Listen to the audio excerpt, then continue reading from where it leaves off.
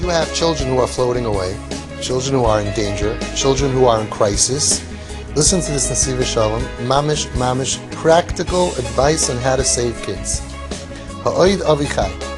Vayomer Yosef el Echav, ani Yosef ha'oid avichai. Yosef tells his brothers, I am Yosef, is my father alive? So he asks as follows, L'chayr tzarech bir.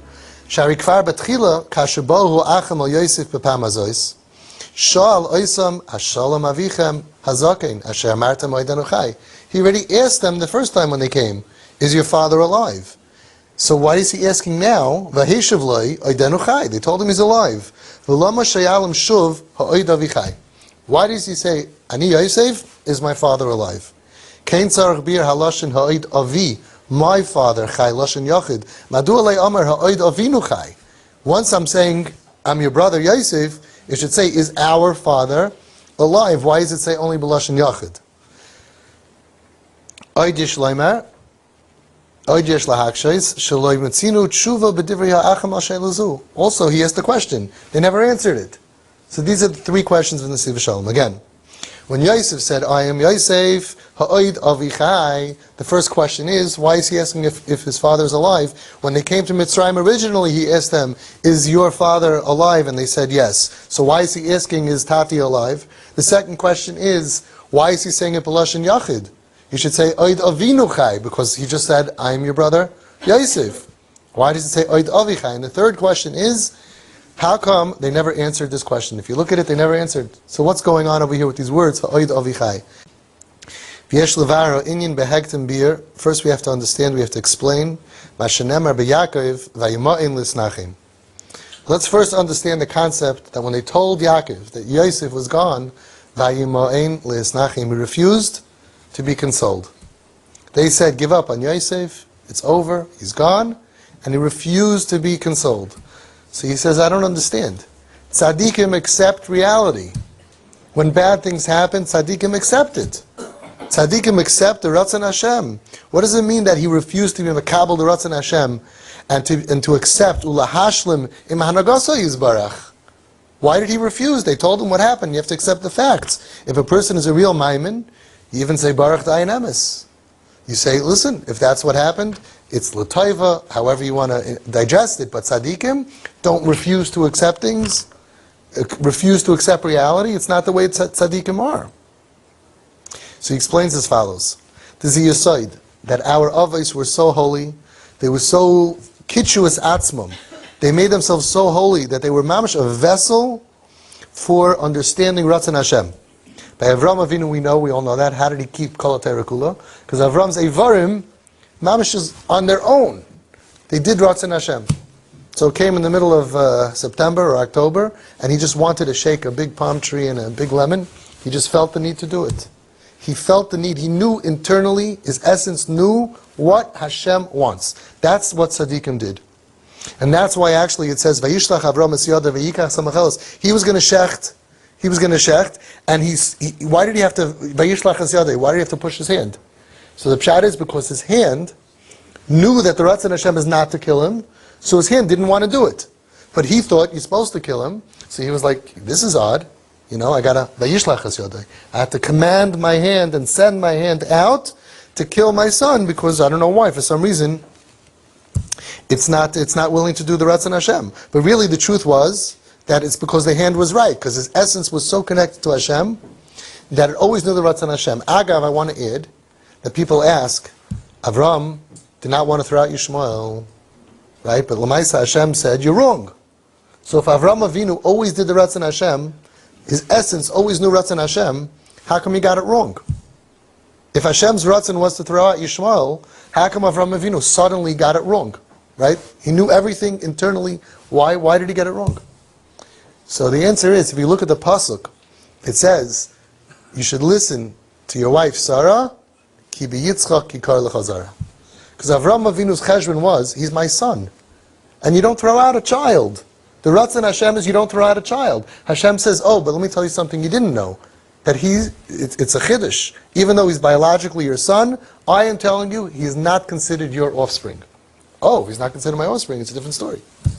So that's how he made the mistake, because he understood that a Yiddish mama and a Yiddish tata would never ever abandon their child. What's your question? What about Sarah? Sarah wasn't his mommy. Sarah said, throw out the housekeeper's kid, is ruining my kid. Of course she wanted him out.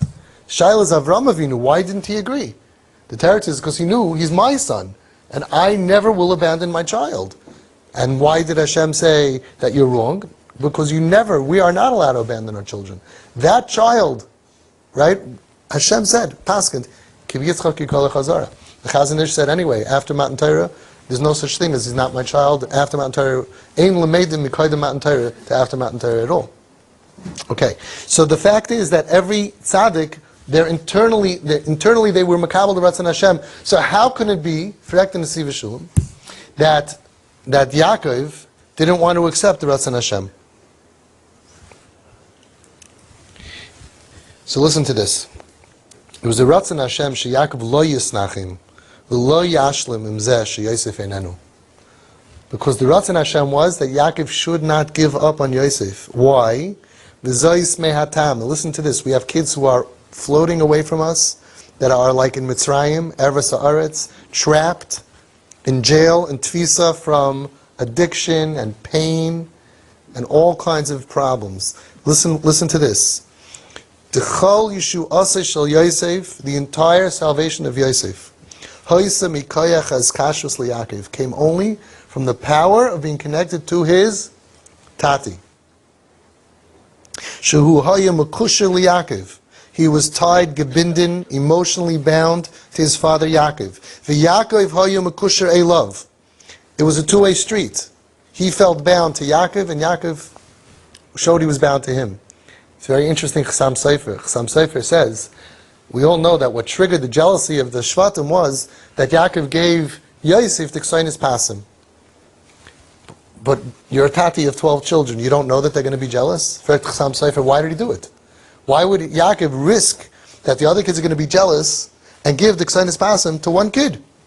The teretz is, the Chassam Sofer says, because Yaakov foresaw, he knew that of all my kids, this one is going to be in big trouble. This one's going to be ripped away from the family. This one's going to be a 17-year-old kid that's in a world that is totally foreign and strange to him, and he's going to go through nisyanis that none of the other kids are going to go through. And Yaakov realized that the only chance he has is if he knows that my tati loves me more than anybody or anything else in the world.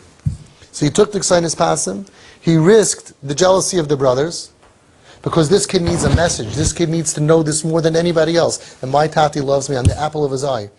He needed to know, V'Yisrael ohav es Yosef mikol echav. He needed to know that. So that's what he's saying over here. The only salvation of our children who are lost, T'chol yishu aseh shel Yosef haisa, by being connected. Shehu haya mekusher liYaakov, that Yosef was mekusher, was gebindin, emotionally gebindin to his father Yaakov, and Yaakov was bound to Yosef. His kashrus hazois, and this connection, nishmera, was saved, was protected, guarded. Al yedei she Yaakov lo yishlam imkach she Yosef einenu v'lo yimash zichrone meliboy. If he would have thought that my Yosef is gone, so you emotionally disconnect. Right? That's part of life. There's a shiva, there's a shloshim, there's a year. You don't go around every single day. As painful as it is, life goes on. You're supposed to. It's healthy. You have to move on. So, if that would have happened, then he would have weakened, he would have lessened, he would have let go of the grip of the hiskashrus to Yosef, and then Yosef would never have made it. V'zeh sh'amar Chazal, sheb'shas ha'nesayin, we all know, niris loy d'mus tiyukne shel aviv. At the time of the Nisayin, that the Medrash says that the Nisayin was stronger than Yosef, it was al-tivis, it was supernatural, he could not win on his own. So what happened? He saw his father's demus, he saw the demus of his father. Achim Yaakov mashlim chas v'shalom. I'm sorry. Sheb'shas ha'nesai niris lo demus tiyukne shel aviv. Shezeh haya mikoyach ha'eskashrus liYaakov. When he saw his father's face, if he sees his father's face and he thinks, oh, that guy will be so happy to get rid of me, right? He wishes I was dead. He wishes I was out. He's looking for the delete button. Then forget about it. There's no koyach, no energy coming from that. But because he saw his father's demus tiyukne, he saw that demus, and he realized, I am connected to something. That my tati wants me, my tati believes in me. Achem hoyu Yaakov mashlim chas v'shalom im zeh sheyosef einenu u'masiach dato mimenu chas v'shalom ma hoyu yachal likros. Who knows what would have happened? Because it's a real power. Kamayim apanim lepanim kein leva adam la'adam. You feel what the other person feels about you. You feel their concern. And if the father is at night thinking, I had 12 kids, now I have 11. I have a lot to be thankful for. We can move on. Nebuch, like some people feel. Nebuch. Then the kid automatically, it's not a joke. Then when they need to draw energy and power, they can't. They can't. We always say this story, but it's so powerful about this girl who decided to kill herself. And she said goodbye to Facebook, goodbye to the world, which is terrible. And then she started to kill herself, overdosing with pills. And in the middle, mamash a miracle, her mother called her. And when she saw the picture, the mustyuknai shel imay, she saw her mother's face. At that moment, if she would have felt, they're better off without us. They're better off without me. I'm such a pain. I caused them so much aggravation. They're crying so much, right? She's better off without me. She would be gone. But she saw the mustyuknai shel imay and she said, I can't do this to her because I know that she will never ever get over me. And she called herself Hatzalah, pumped her stomach, and she's alive today, years later, because of that. That's a mustyuknai shel ava v'imi that's so powerful that they're going to need to draw power from. They're going to need to draw energy from. To have that extra power, al tivis, supernatural, above addictions that are too strong for them. But if Yaakov would have detached himself from Yosef, he would have let go of that rope, who knows what would have happened, says the Nesivas Shalom. Because of that power, and by the way, Nesivas Shalom says in a different place that what you should do is you should be thinking about your kid and being ma'ir a love, ahava v'chemla b'li gvul.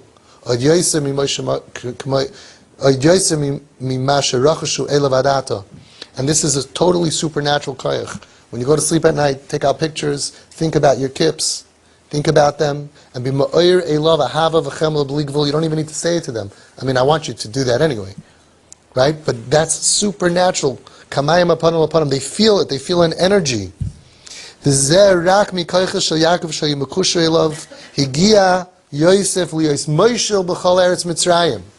he would have succumbed to that avera, he would have been kaput, he would have been gone. But the energy from having a tati, that mamish loved him, and connected to him, and was not Mesiach Das from him, was, he ended up being able to be Moshe al b'chol eretz Mitzrayim. What does it mean spiritually? He ruled over all the klipas of Mitzrayim. He was surfing on top of all of the waves. All of the nisyonis, all of the erevas haaretz couldn't touch him. He was able to be above everything. He was able to retain his holiness in a crazy, sick world. Our kids who are out there, we try to build forces, walls to keep the bad and evil and tumah and confusion out of our homes. But these kids are out there. How do they ever come back? Most of them come back. The Bali Tshuva, they're so strong. You know what they have to overcome? We make sure that our kids should grow up pure and innocent. But once they're out there, mamish in the street, it's unbelievable. I heard Rav Avraham Shor once said a vart. He said that, Chazal say that the Eibusha said, if you're going to accept the Torah, fine. And if not, then sham tehei kfuraschem. He says Hashem suspended the Har Kegigois, the mountain on top of them, and he said this, but he should have said, and if you're not going to be imlav, if you don't accept the Torah, pai tehei kfuraschem. You're going to be buried here. What's sham? So he said, because the chat was, Hashem said, be makabel the Torah and live a holy, wonderful life, and don't go out there to the world and get all their confusion and sin and all of that.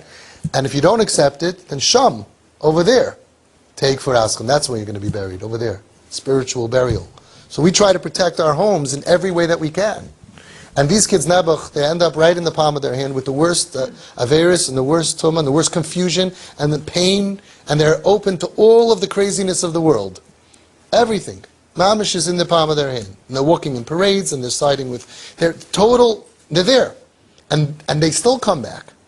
But how can they come back? How can we expect our kids to be Moishel B'chol Eretz America, B'chol Eretz, the world in this century, which is probably, I don't know what the klipas of Mitzrayim were, and the erevas haaretz of Mitzrayim, but I can't imagine that it's anywhere near the klipas that we're dealing with today, that people don't even know if they're left or right, if they're straight or crooked, right? They don't know if they're... a man or a woman? People could be so confused. Open up a Gmail account. This is still kosher, even with a filter you can do this. Open a Gmail. Google Rabbeinu Shalom. Open a Gmail account. It's free. And it'll ask you, click here, man, woman, other. I didn't know there's an other. What else can it be? It's pretty simple. Why is this so confusing? Why is this so complicated? And because of a small amount of people, other. And Azavi is Sagayish sich, Crystal sich, Yiddish sich, transgender and LBGQBT, and all of these things that are so confusing. It used to be very simple. You were a man, you stayed a man, you went to the men's bathroom, you died a man. You married a woman who was born a woman, and who went to the woman's bathroom and died a woman. It wasn't that now options. It's very complicated. You imagine someone 13, 14, 15, and all of a sudden you got options. Which bathroom do you want to go to? What are you in the mood of? Are you in the mood of being a man? Are you in the mood of being a woman? Are you in the mood of being a man who feels like a woman, or a woman who feels like a man who feels like a woman who feels like a man?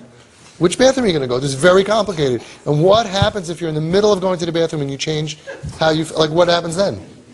Then you're mamish, you find yourself in the middle of nowhere's land. It's mamish horrible. It's mamish horrible. So it's such a confusion. B'chol klipas eretz ha'aretz umlaya d'sayu v'vayu. Wow. So Yosef only managed to do it because he was holding on to a skashus. He was holding on to a cord. He was holding on to a rope. And on the other side of the rope was who? It was Tati. In the first year of TP. This is unbelievable that this mother came up with this. One of the best TP moms. Unbelievable, inspirational. And her son was traveling somewhere far away with the ponytail and everything. And she had such a hiskashus to this kid. And she didn't want him to be in danger, alone, far away from home, in Ervis, wherever he was going to. And at the airport, she came up with a brainstorm. She pulled him in close, and she said, listen, we're doing a surgery. He said, a surgery? What kind of surgery? She said, make believe this is a string, and I'm attaching it to my heart. I'm tying it here around my essence, around my heart. I'm tying this around. And this is a string, and she went like this into his chest. And now I'm tying it into your heart. And now our hearts are connected by an invisible rope. And wherever you go, wherever you are, you just tug on that, and I'm going to feel you in my heart. And he said, he used to at night, if he was scared, if he was alone, he would give it a little tug. And she would tell him on the phone, by the way, last night I tugged you. Did you feel it? Yeah, mommy, I tugged you. And they felt connected. And Baruch Hashem, this boy came back from the abyss, married, wonderful, beautiful, mamish wonderful. Because a mommy and a tati who didn't let go of that rope. So Yosef is holding on to this rope, and on the other side is a tati. If tati would have thought that he's gone, give up on him, so then he would have weakened his grip on it, the kid never would have made it out. Think about how many parents, which is such a chaval, because most of the kids come back. And their parents who are advised by people, oh, this can't come back. I could be made. We've had kids come back from every kind of situation. There is no situation where a kid cannot come back. I worked with a kid who shmad. He shmad. He walked around with a cross. He shmad. Today, that kid, you can go meet him. From Erlich, married. I was at the wedding. Just had a baby. I just saw his father a couple of weeks ago. He just had a baby. So anything. I've been a kid who came to me, the first time I saw him, he said, I'm gay. The kid was convinced for years that he's gay. He's married today to a woman. From comes to my house. I mean, there's no such thing this kid, no way. We've had kids in TP come back. We have today, Kanai almost 80 from kids. To be from means you have to be alive, clean, stable, emotionally strong enough to re-embrace Yiddishkeit and to live a from life. Come on, I'm at the weddings. And people go ahead and they tell parents, no, let go. Or Nebuch, Rahman al-Itzlan, and I'm not anti-therapy, but I'm anti-this. You have to, what do they call it? They tell you, you're too entangled with this kid. You're too close to this kid. What's the word? There's a word. Enmeshed? No? What? You're codependent. You have to begin to, what's that word? They have a famous word. You're too attached to the kid. You have to detach. Yaakov Avinu. Vayima'in lisnachem.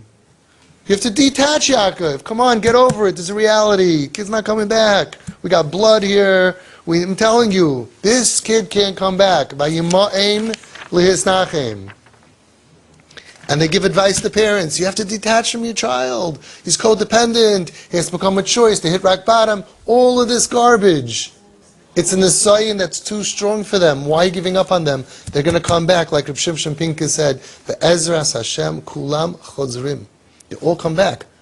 Right? Our job is to be there for them and never let go.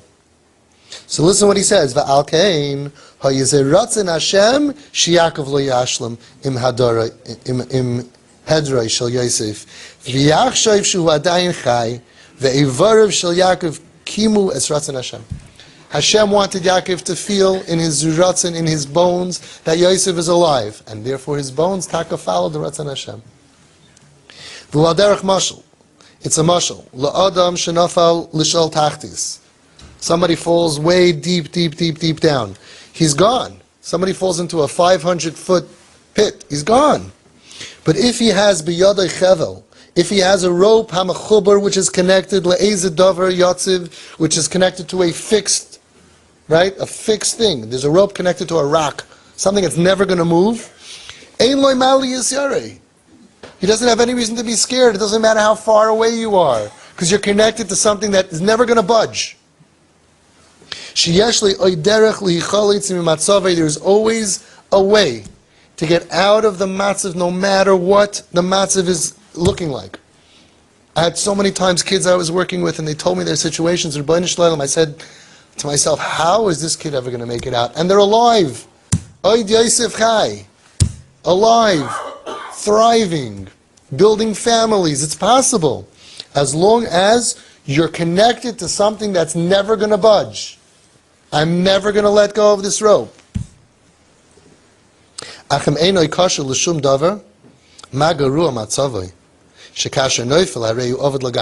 you're not connected to anything that's strong and that's never going to let go of you, it's really bad news. Because if you fall, you could be lost forever. Like the famous medrash that he brings down in Shabbos many times. There was somebody who was drowning in the ocean. The captain threw out the chevel, the life preserver, to him. And he screamed out to him, hold on to this rope. As long as this rope is in your hands, you have life. But if you let go of this rope, you will never be alive. You'll never make it. What was the eights of the captain? The hamanig, and those who are leaders. This is the message to the children who are out there drowning in the shmutz and in the yam hasoyar, into the terrible stormy seas. The message is hold on to this rope that I'm giving you. If you're going to have the power being connected to me, the Tati, the Mami, who is never going to leave you. Even if you're drowning in the sea.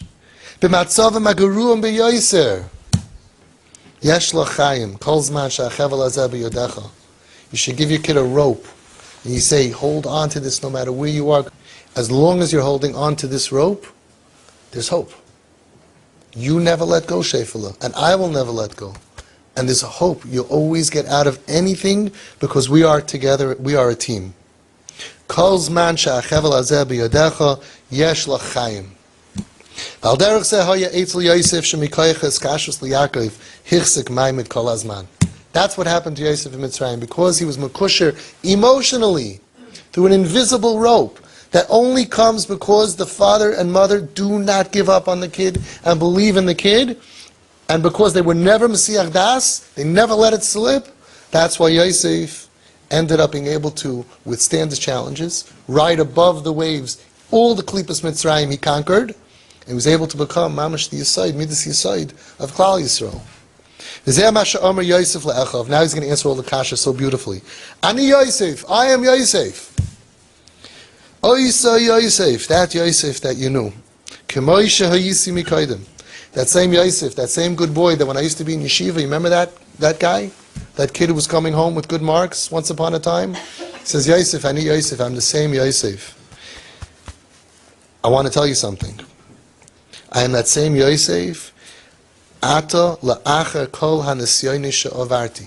After every nisayon, all the challenges that I went through. V'la'achar shenayisi Moshe b'chol eretz Mitzrayim. You want to know why? V'al zeh hoysef ha'oid avi chai. Hainu, avi shali, my tati. Hiskashu shel avi elai ha'oidena chaya.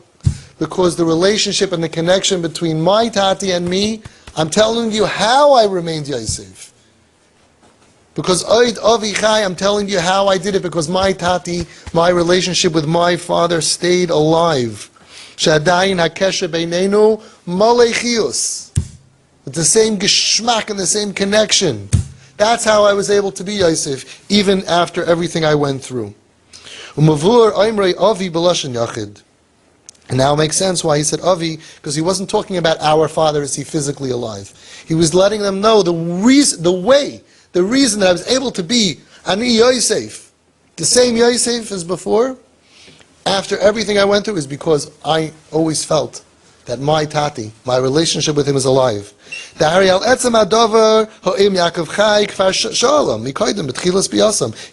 them, like we said before, he already asked them when they came, if tati's physically alive. I want to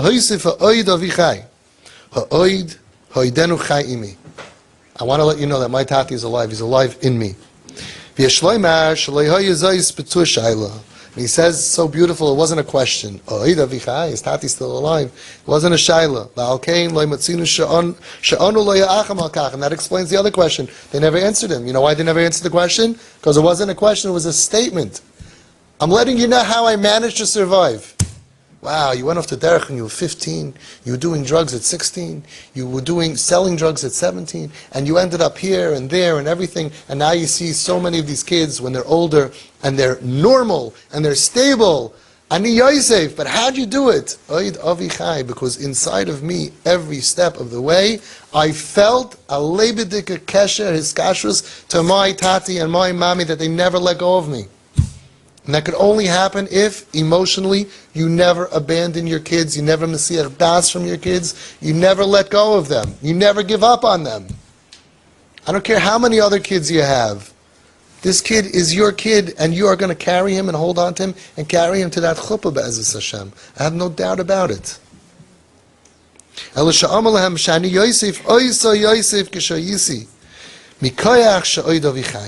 same Yosef that I was. From the koyach, from the power, because my relationship with my father, my connection, it's alive inside of me. We can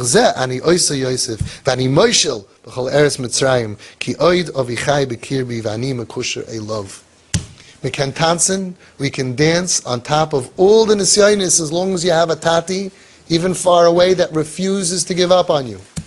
And that's why, so beautifully says the Nesivas Shalom, it says Yaakov refused to give up on him, and the next chapter, Yosef is faced with his biggest nisayon of his life.